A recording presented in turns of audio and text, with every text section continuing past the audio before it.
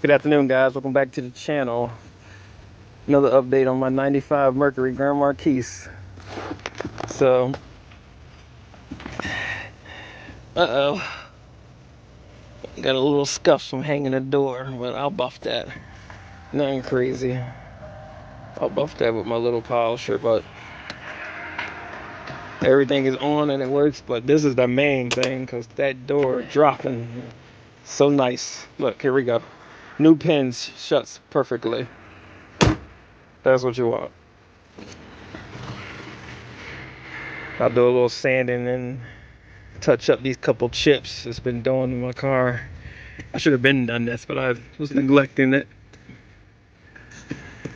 But all back together. Shuts nice, opens nice.